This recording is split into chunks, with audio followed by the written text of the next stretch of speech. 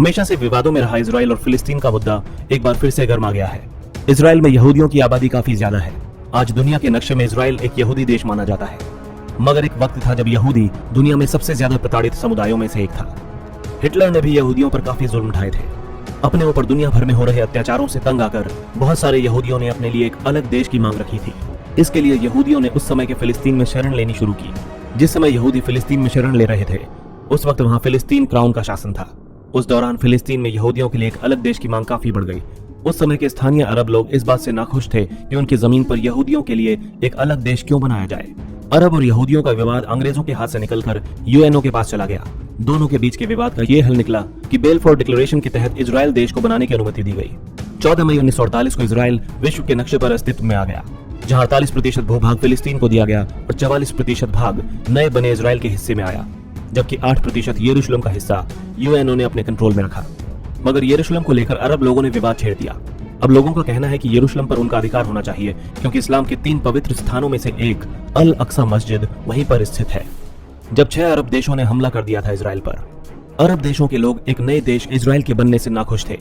उनका मानना था कि ये ब्रिटिशर्स लोगों का अपने उपनिवेशवाद को जारी रखने का तरीका है। इसके बाद 6 देशों ने मिलकर इजराइल के खिलाफ जंग छेड़ दी। इस जंग को प्रथम इजराइल अरब युद्ध 1948 का नाम दिया गया। ये जंग अपने आप में ही काफी ऐतिहासिक थी, क्योंकि 5 से ज्यादा अरब देश, नए बनाए गए देश, इजराइल को खत्म करना चाहते थे। उस वक्त यहूदी जो इजराइल में रहते थे, उन्होंने देखा कि कुछ साल पहले दुनिया उनके साथ कैसे पेश आ रही थी। उनके लिए यह युद्ध अब अस्तित्व की लड़ाई बन चुका था। यहूदियों ने ठान लिया कि अगर ये आज अरब देशों से नहीं लड़ेंगे तो दुनिया में इनके लिए कोई जगह नहीं होगी। यहूदी लोग प्रथम इजराइल अरब युद्ध 1948 में बहुत ही बहादुरी से लड़े, और उस समय पूरी दुनिया हैरान रह गई जब 6 अरब देशों को नए बने इजराइल ने धूल चटा दी थी। साल 1949 में जब यह युद्ध खत्म हुआ तो यूएनओ पार्टीशन प्लान के तहत जो भूभाग फिलिस्तीन के हो गए थे, उनमें से कई जगहों पर अब इजरायलियों ने अपना कब्जा जमा लिया था। गाजा पट्टी का भूभाग इजिप्ट के पास चला गया और वेस्ट बैंक का हिस्सा जॉर्डन के पास चला गया। इसका मतलब यह हुआ कि अब स्थानीय फिलिस्तीनियों के पास अपनी कोई जगह नहीं बची।